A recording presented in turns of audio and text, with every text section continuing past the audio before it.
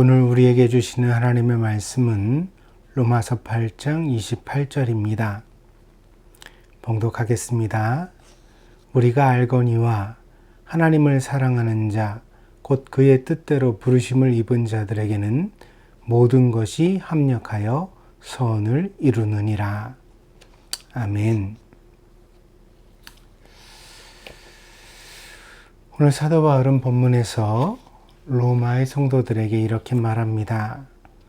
우리가 알거니와 하나님을 사랑하는 자, 곧 그의 뜻대로 부르심을 입은 자들에게는 모든 것이 합력하여 선을 이루느니라. 믿음이란 무엇입니까? 믿음을 정의 내리는 것이 쉽지 않은 일입니다. 그러나 제가 가지고 있는 신앙의 이해에서 믿음은 세 가지 내용을 가지고 있습니다. 첫째, 믿음은 하나님이 계시다는 것을 믿는 것입니다. 이것은 우리 신앙의 가장 기초이며 동시에 도덕의 근거이기도 합니다.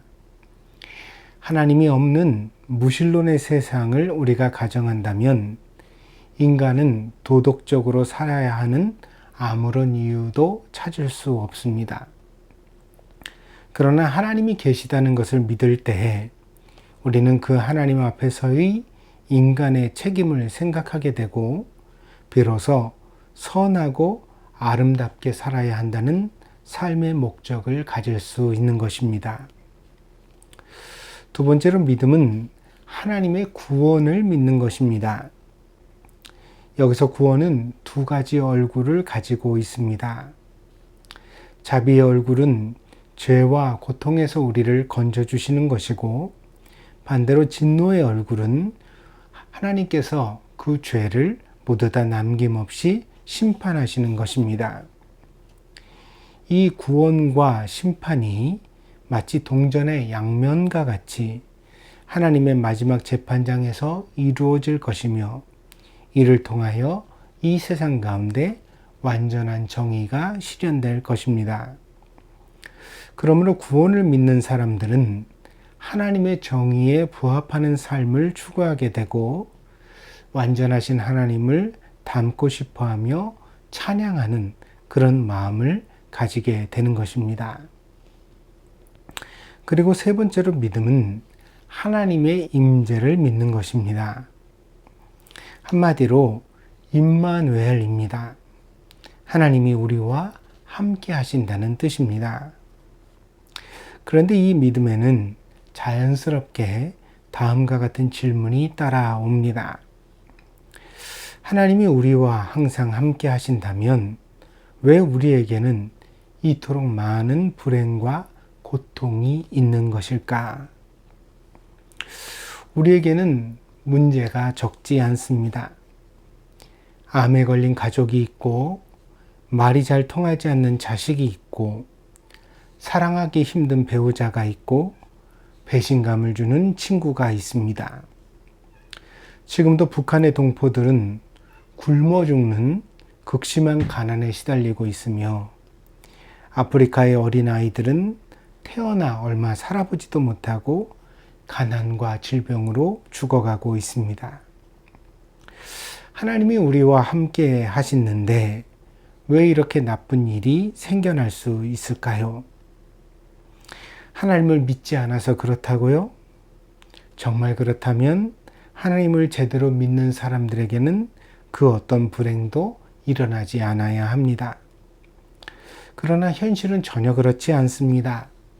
하나님을 믿는 사람이나 믿지 않는 사람이나 모두 가리지 않고 인생의 여러 가지 시련과 문제가 생겨나는 것을 우리는 보고 있습니다. 그렇다면 이런 불행들도 모두 하나님께서 우리들에게 주시는 것일까요? 만약 그렇다면 하나님은 도대체 우리에게 왜 이렇게 하시는 것일까요? 나보다 더 나쁜 사람들도 세상에 많은데 그런 나쁜 사람들은 그대로 다 놔두고 왜 나에게만 이처럼 가혹하게 행동하시는 것일까요? 여기서 믿음의 갈림길이 나옵니다. 사실 대부분의 사람들에게 있어 하나님이 계시다는 것과 또한 마지막에 심판과 구원을 행하시는 분이라는 것은 그다지 큰 거부감 없이 받아들일 수도 있는 내용입니다. 그러나 마지막에 말씀드린 믿음, 그러니까 하나님이 나와 함께 하신다는 것을 믿는 믿음은 사실 우리가 받아들이기에 매우 어려운 내용입니다. 왜냐하면 바로 제가 앞에서 말씀드린 바와 같이 우리의 삶은 사랑과 정의가 넘치는 하나님과 어울리지 않는 많은 답답한 문제들로 가득 차 있기 때문입니다. 그러니까 하나님이 나랑 함께 하시지 않는다면 몰라도 하나님이 나랑 함께 하시는데 어떻게 이렇게 많은 문제가 생겨날 수 있는가?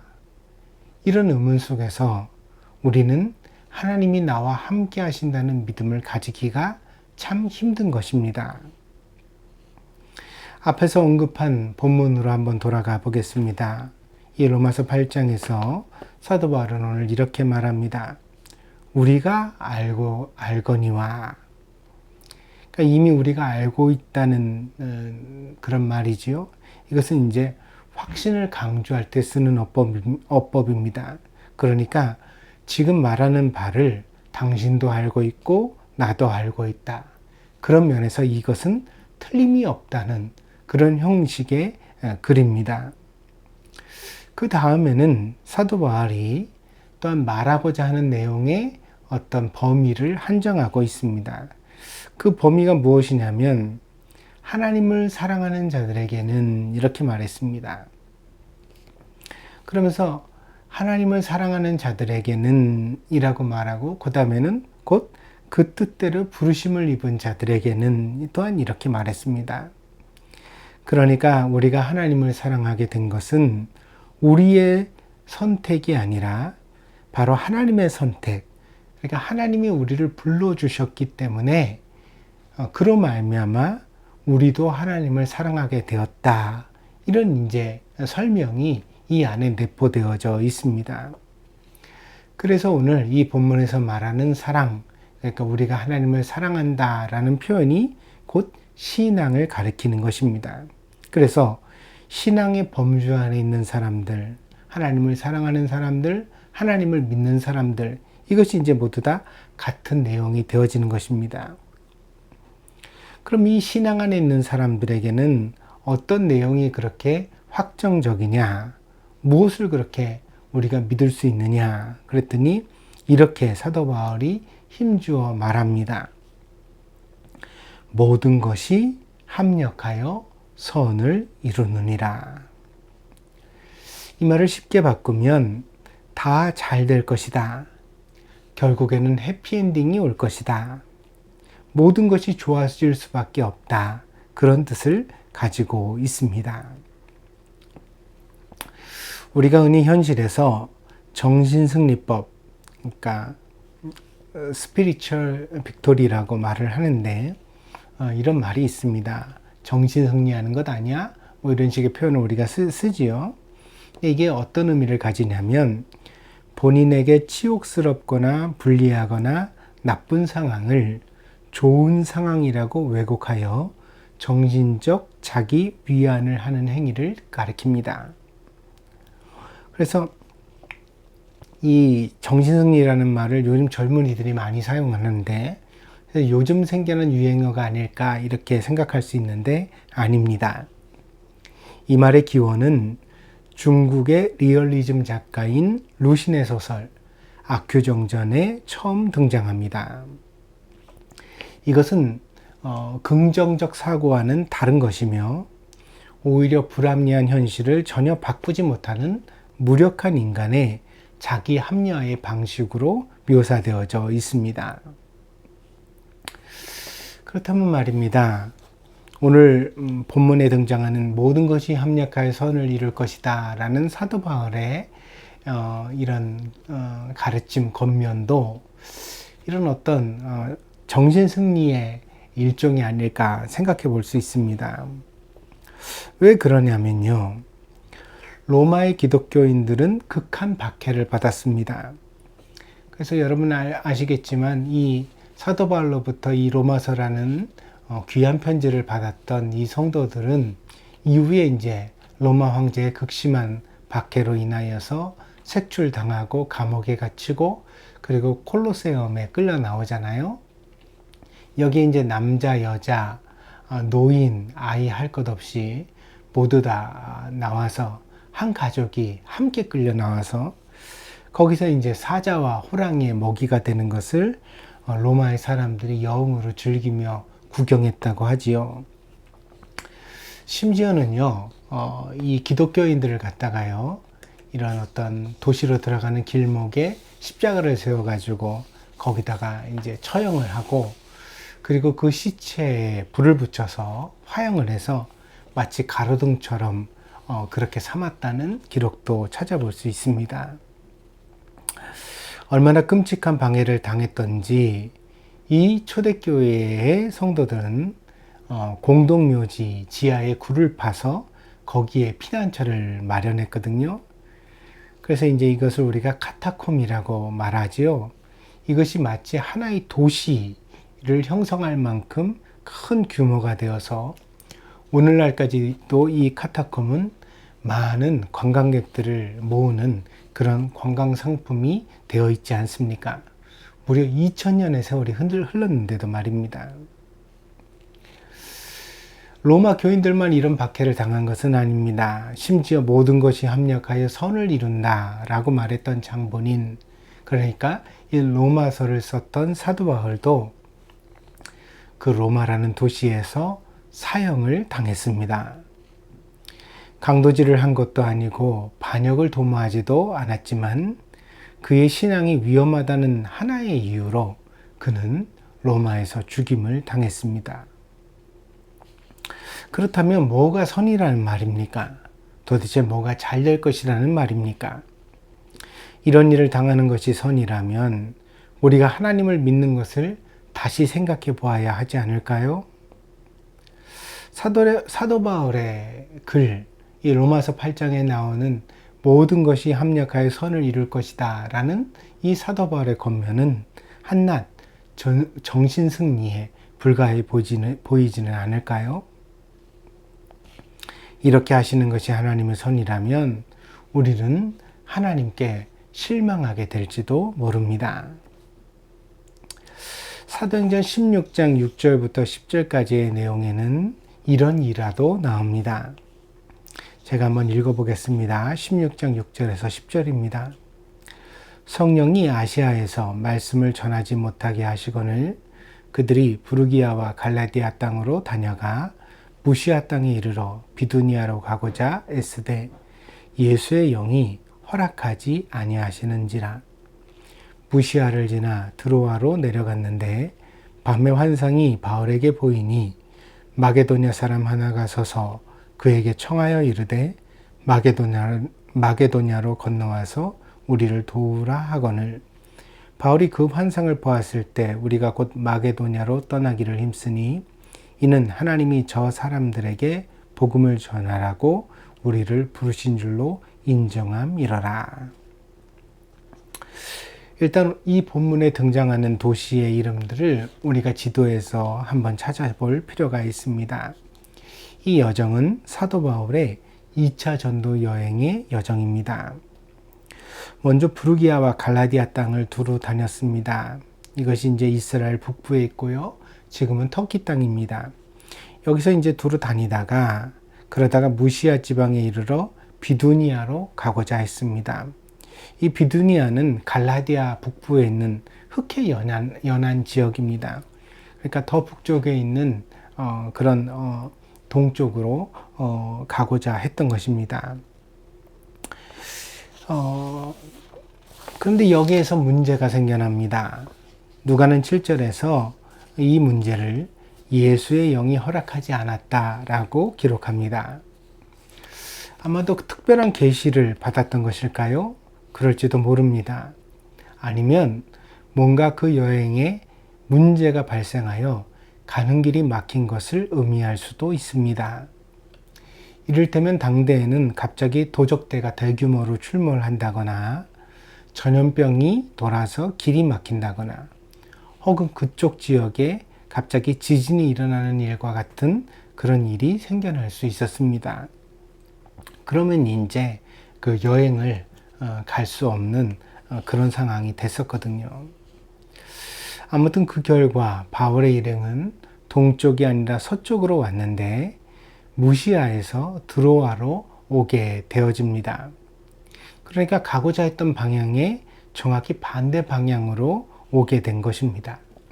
밀려온 거죠. 가고자 한 것은 동쪽인데 서쪽으로 오게 된 것입니다. 그때 드로아에서 바울이 환상을 보게 됩니다. 바로 마게도냐 사람 한 사람이 사도 바울에게 와서 도와달라고 도움을 청하는 것이었습니다. 이 마게도냐는 지금의 그리스 지역을 뜻합니다. 바울은 이 환상을 보고 이 길이 하나님께서 인도하시는 선교의 길이라고 확신하게 되어지고, 그래서 즉시로 배를 타고 마게도냐, 그러니까 그리스 지역으로 향하게 된 것입니다. 그러니까 처음에 가고자 하는 길이 막혔습니다. 말하자면 내가 의도했던 길이 실패하게 된 것입니다. 그런데 정반대 방향으로 가면서도 이 사도 바울의 일행은 실패라고 여기지를 않습니다. 오히려 그 반대 방향으로 자기가 원하는 것과는 다른 길로 가게 되었는데도 불구하고 어떻게 생각하느냐면 주님의 인도하심이라고 생각하고 있습니다. 오늘날의 관점에서 보면 완전히 정신승리법으로 보여지는 그런 모습입니다. 그래서 이런 류의 신앙이 패배자들의 자기 위안 같아 보이고 악규정전의 정신승리법처럼 보여질 수 있으며, 맹목적인, 그러니까 눈을 가려버린 비이성적인 신앙의 모습으로 비춰질 수 있는 것입니다.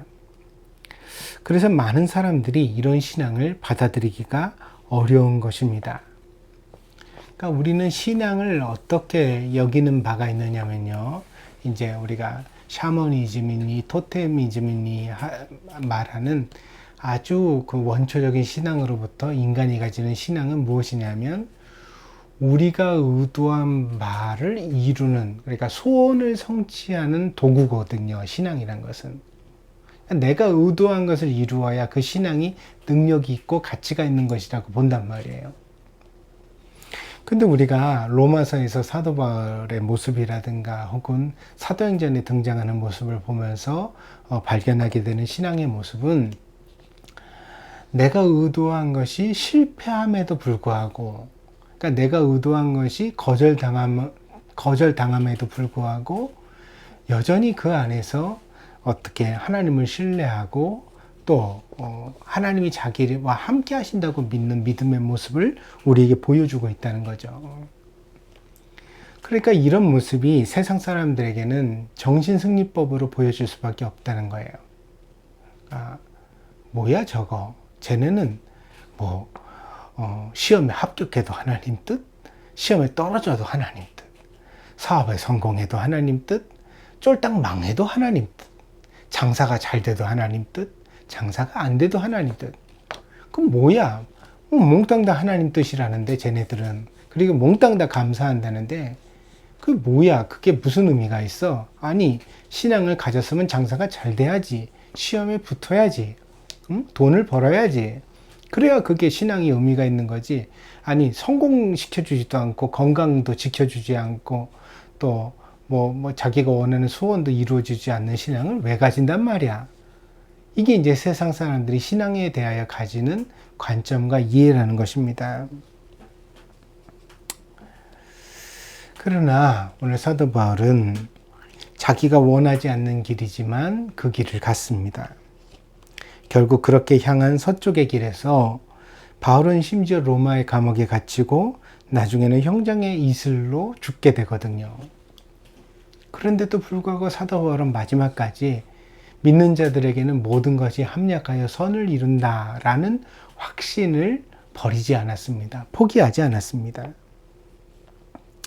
그리고 이런 사도 바울의 전도를 받았던 로마의 교인들도 혹독한 로마 정부의 박해 속에서 수없는 죽임을 당했습니다. 이렇게 박해받는 시절에 기독교는 무력했습니다. 사도행전은 이런 이야기도 나오거든요. 그러니까 베드로가 감옥에 갇혔는데 천사가 그 감옥을 찾아와서 감옥의 문을 다 열어주고 묶었던 쇠사슬을 다 풀어주었다. 또 심지어 사도 바울도 비슷한 경험을 했습니다. 빌립보 감옥에 갇혔을 때인데 그때 감옥에 큰 지진이 일어나더니 그만 손과 발에 묶고 있던 착고, 그게 쇠사슬이죠. 그게 다 풀려지고 감옥의 문도 저절로 열리는 일이 있었다고 그렇게 기록하고 있습니다. 그러나 이것뿐입니다. 우리가 알거니와 수많은 기독교인들이 로마의 형장에서 죽어갈 때, 사자밥이 될 때, 십자가에 달려 처형당할 때 그때마다 천사가 나타난 것도 아니고 또 지진이 일어나지도 않았습니다. 그래서 그들은 죽어갔거든요. 그렇다면 하나님은 어디 계십니까? 우리의 계획이 실패할 때, 우리의 기도가 거절을 당할 때, 우리의 앞길이 막힐 때, 우리가 억울한 일을 당할 때, 우리가 질병에 아프고 가난할 때 도대체 임마누엘의 하나님은 어디 계시다는 말입니까? 이 질문에 대한 대답을 사람은 할 수 없습니다. 무슨 말이냐 하면 이 질문에 대한 대답은 아무리 제가 유리한 말로 사람의 말로 설명해도 소용이 없다는 것입니다. 이건 그냥은 믿어지지 않습니다.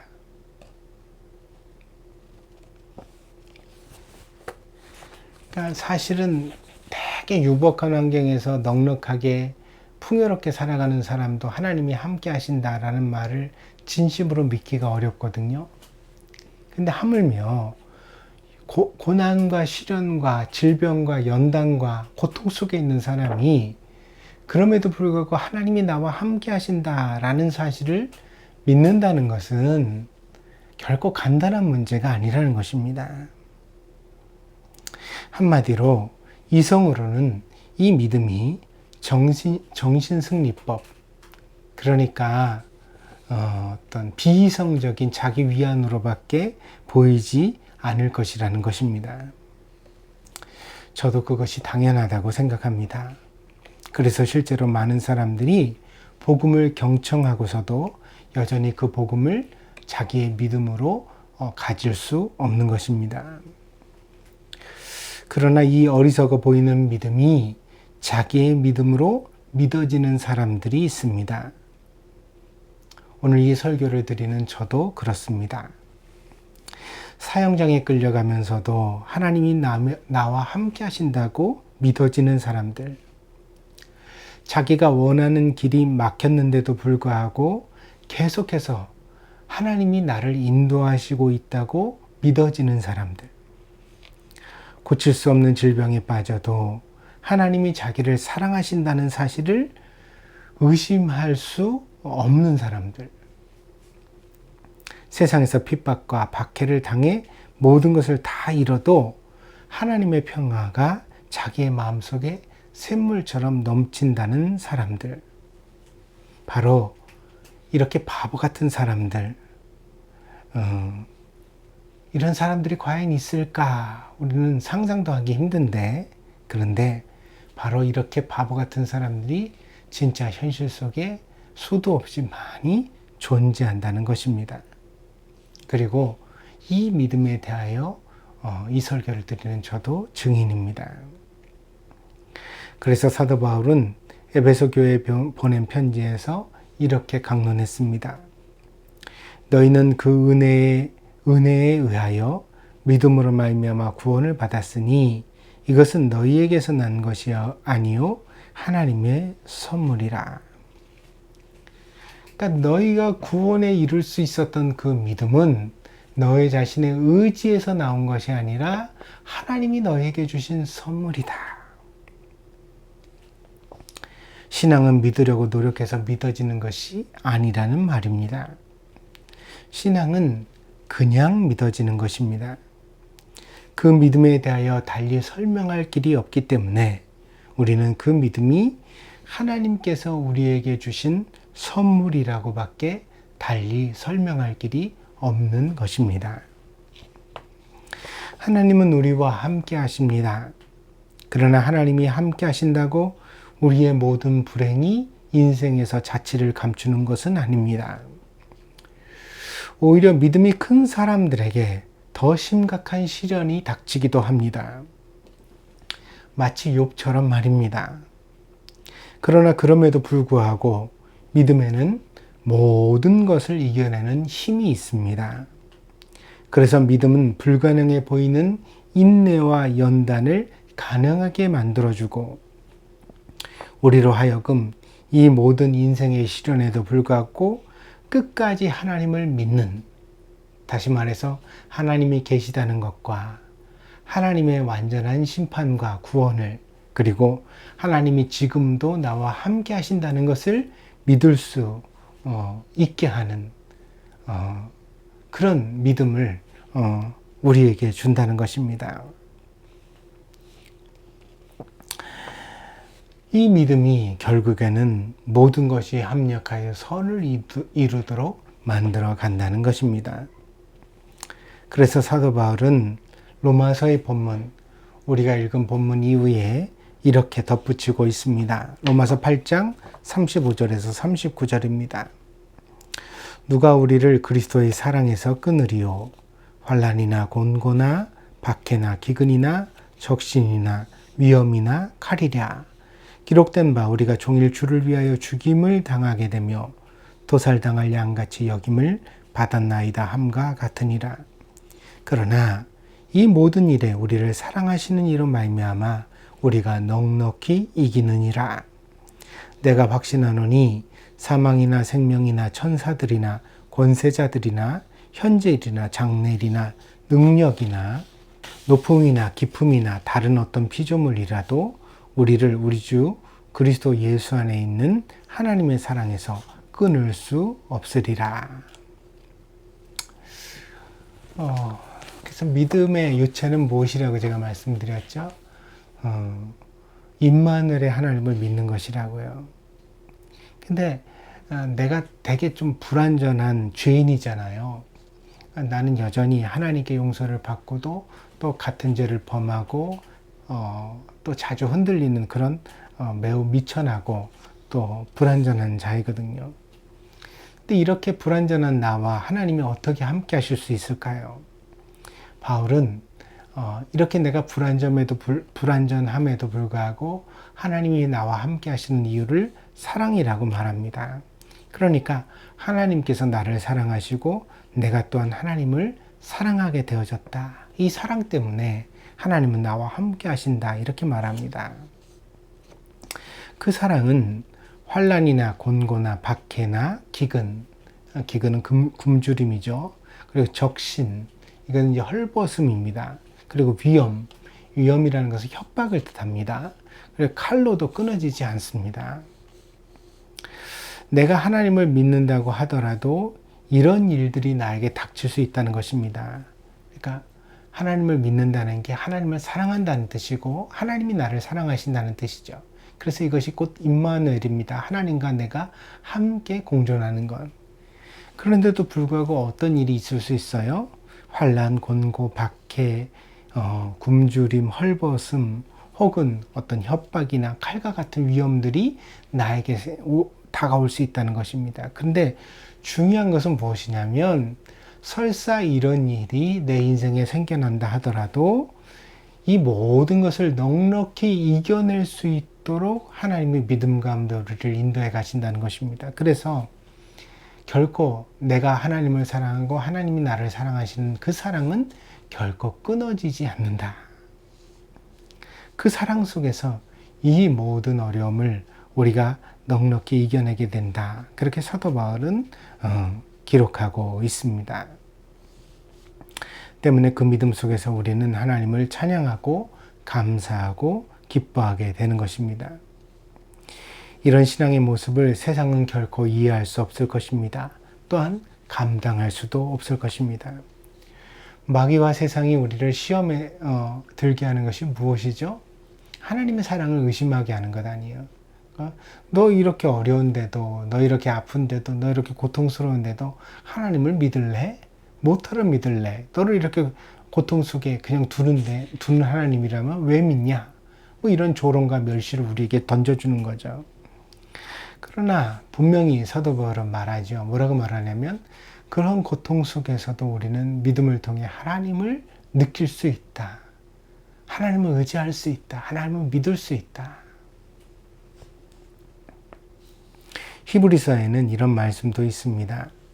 믿음이 없이는 하나님을 기쁘시게 하지 못하나니 하나님께 나아가는 자는 반드시 그가 계신 것과 또한 그가 자기를 찾는 자들에게 상 주시는 이심을 믿어야 할지니라.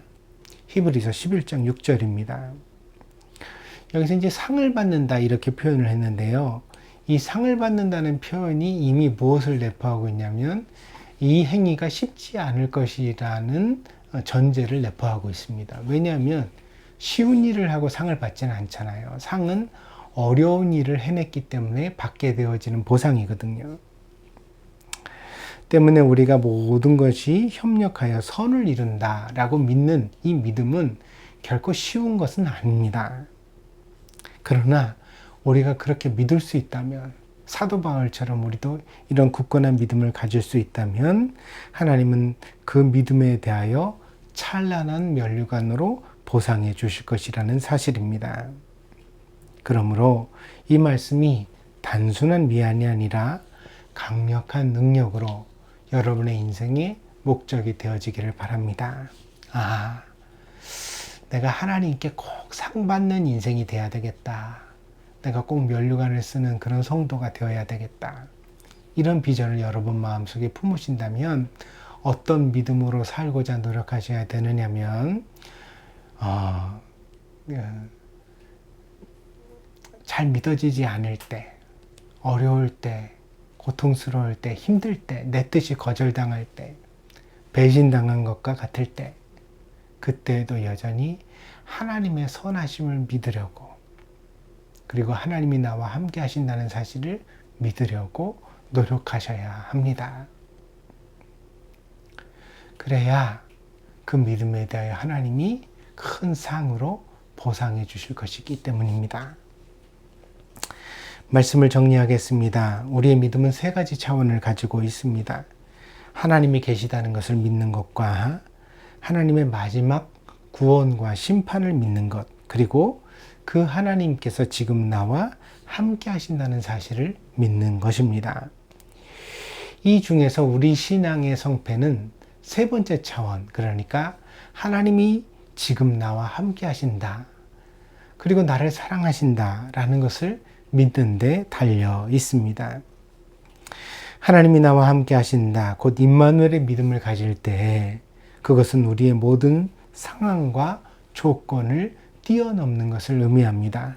그러니까 내가 장수하고 무병하고 부자되고 형통할 때 하나님이 나와 함께 하신다고 믿는 것이 아니라, 그럴 때뿐 아니라 우리가 내 뜻이 거절당할 때, 내 마음대로 안 될 때, 인생이 시련 속에 있을 때, 몸에 질병이 올 때, 많은 어려움을 당할 때에도 여전히 하나님이 나와 함께 하신다고 믿어야 한다는 것입니다. 이것이 참 어려운 것입니다. 때문에 이런 믿음은 장차 하나님께 큰 상을 받을 수 있습니다. 믿음이 연약한 자는 쉽게 믿을 상황이 주어질 것입니다. 때문에 그 보상도 작을 것입니다. 그러나 믿음이 큰 자는 욥과 같이 많은 시련 속에서도 믿음으로 그 시련을 이겨낼 것입니다. 때문에 그 상이 클 것입니다. 그러므로 여러분의 인생에 시련이 클 때에도 믿어지는 은혜가 있다면 오히려 마땅히 기뻐하는 여러분이 되기를 바랍니다. 건강하게 평생을 살다가 하나님 앞에 부름을 받는 것도 복이에요. 우리는 사실 그런 복을 사모하지요. 그러나 때로는 우리에게 큰 질병과 어려움이 찾아왔음에도 불구하고 하나님을 믿는 것은 더 큰 복이에요. 왜냐하면 건강할 때 믿는 자의 상이 있다면 이렇게 아프고 힘들 때에도 하나님을 믿는 자의 상은 어때요? 그보다 더 클 것이기 때문이에요. 왜냐하면 어려운 걸 해냈잖아요. 힘든 것을 이루어냈잖아요. 이런 사람의 상이 더 큰 것입니다. 여러분은 큰 믿음의 선물을 받은 것일 수 있다는 것입니다. 하나님은 우리와 함께 하십니다. 그것을 의심하지 마십시오. 여러분의 육신의 눈에 때때로 비통하고 어렵고 힘든 일들이 있다 하더라도 하나님의 사랑에 대하여 확신을 가지십시오. 그리고 여러분의 인생의 길을 계속 개척해 가십시오. 하루를 살아도 기쁘게 삽시다. 그리고 결코 절망하지 맙시다. 그것이 믿음입니다. 여러분 각자가 자기의 삶에서 하나님의 은혜를 인정하며 마지막 하루까지 끝까지 웃는 낯으로 살아갈 때 하나님은 그 인생의 값을 값지게 받아주실 줄 믿습니다. 그런 자의 사람의 인생을 하나님이 기뻐하시고 장차 주님의 나라에서 면류관으로 칭찬해 주실 줄 믿습니다. 그러므로 오늘 여러분의 삶이 믿음으로 빛나게 되기를 바랍니다. 여러분 인생의 마지막 하루까지 참된 믿음을 통해 하나님을 믿고 우리 인생의 해피엔딩을 기대하며 기쁨으로 채워가는 하루하루가 되기를 축복합니다. 기도하겠습니다.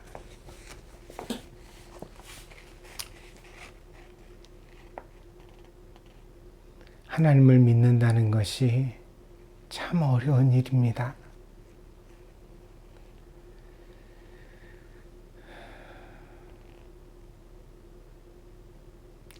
믿을 수 있도록 도와주시옵소서. 그 어떤 상황 속에서도 하나님이 나와 함께 계시고 나를 사랑하신다는 것을 의심 없이 받아들일 수 있는 믿음을 우리에게 허락하여 주시옵소서. 그 믿음으로 절망을 바꾸어 소망되게 하고 근심을 바꾸어 기도되게 하고 고통을 바꾸어 찬양되게 하는 저희가 되게 하여 주옵소서.